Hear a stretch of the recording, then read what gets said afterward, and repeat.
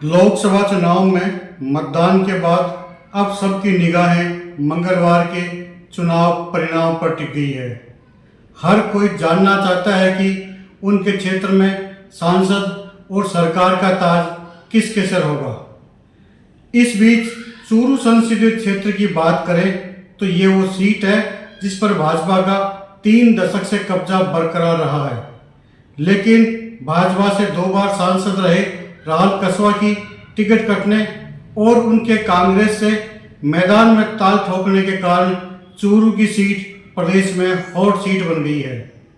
इस बार उनका मुकाबला खेल की दुनिया में नाम कमाने वाले पैरा ओलंपिक खिलाड़ी देवेंद्र झाझड़िया से हुआ है। झाझड़िया ने अंतर्राष्ट्रीय स्तर पर पदक जीतकर खेल की दुनिया में बड़ा नाम कमाया है, लेकिन राजनीति के पिच पर वह नए खिलाड़ी है।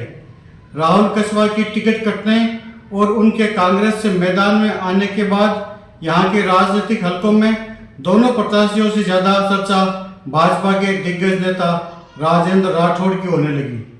सार्वजनिक मंचों पर एक दूसरे पर हो रही छींटाकशी के बीच एक बार की तो यहाँ का चुनाव पूरी तरह से कांग्रेस के राहुल कसवा के पक्ष में नजर आने लगा। लेकिन प्रचार के दौरान भाजपा के प्रत्याशी ने अपनी पकड़ को मजबूत बनाने का प्रयास किया। मतदान तक मुकाबला एकदम से कांटे का हो गया। स्थिति यहाँ तक पहुँच गई है कि राजनीति के जानकार भी चूरू के जीत को खड़ा सिक्का मान रहे हैं। कोई भी यह ठोस दावा नहीं कर पा रहा है कि आखिर यहाँ जीत किसकी होगी। बहरहाल 22 लाख से अधिक मतदाताओं वाले इस क्षेत्र में इस बार मतदान का प्रतिशत 2019 से 2% कम रहा है, जिससे भी दोनों दलों की धड़कन बढ़ी हुई है।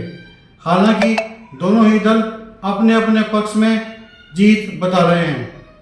भाजपा और कांग्रेस दोनों के कमजोर पक्ष की बात करें तो भाजपा का कमजोर पक्ष पैरा ओलंपिक खिलाड़ी देवेंद्र झाझड़िया का राजनीति में नया होना है। उनका व उनके परिवार का कोई भी राजनीति से नाता नहीं रहा। वे खेल के मैदान से सीधे राजनीति के पिच पर आ गए। दूसरा, राजनीति में नए होने के कारण कमजोर चुनाव प्रबंधन भी उनका कमजोर पक्ष रहा है। वहीं राहुल कसवा ने भी चुनाव प्रचार के दौरान राजेंद्र राठौड़ को ही मुद्दा बनाया। उन्होंने हर जगह काका को याद किया।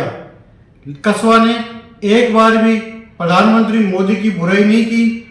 यहाँ तक कि कांग्रेस के राहुल और सोनिया गांधी के नाम का उपयोग कर भी राहुल ने वोट नहीं मांगे। देवेंद्र झाझड़िया के मजबूत पक्ष की बात की जाए तो राम मंदिर जैसे मुद्दे यहाँ भी हावी रहे। दूसरा, प्रधानमंत्री मोदी ने चूरू की सभा में 6 मिनट तक देवेंद्र झाझड़िया की प्रशंसा की और उनके लिए खुद के नाम पर वोट मांगे। देवेंद्र झाझड़िया की राजनीति गुटबाजी से दूर बेदाग छवि भी मजबूत पक्ष साबित हो रहा है।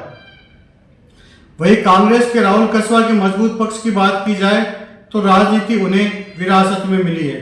उनके दादा विधायक रहे, उनकी माता भी राजनीति में सक्रिय रही। पिता राम सिंह कसवा 4 बार सांसद रह चुके हैं। राहुल स्वयं 2 बार चूरू से सांसद रहे हैं। रेलवे व केंद्रीय योजनाओं में विकास को लेकर भी उनकी छवि पर कभी कोई आंच नहीं उठाई गई। लेकिन कांग्रेस का कमजोर नेटवर्क उनकी बड़ी कमजोरी साबित हुई। वह 2004 में कांग्रेस के दिग्गज नेता बलराम जाखड़ की हार के बाद यहाँ कांग्रेस उभर नहीं पाई। दिग्गज नेता राजेंद्र राठौड़ और राम सिंह कसवा की जोड़ी ने यह कांग्रेस को कमजोर किया। लेकिन पहली बार गत विधानसभा चुनाव में यह जोड़ी न केवल अलग होगी बल्कि एक दूसरे के खिलाफ मंचों पर भी छींटाकशी का दौर शुरू हो गया। इसका खामियाजा यह हुआ कि संसदीय क्षेत्र में विधानसभा चुनाव में भाजपा केवल 2 सीटों पर जीत दर्ज करा पाई। बहरहाल सबकी नज़र मंगलवार को आने वाले परिणाम पे है। देखना यह होगा कि भाजपा अपना गढ़ बचा पाती है या भाजपा से दूरी कर कांग्रेस में शामिल हुए राहुल कसवा यहाँ पर जीत दर्ज करा पाते हैं। कैमरामैन महेंद्र सोनी के साथ देवेंद्र शास्त्री चूरू।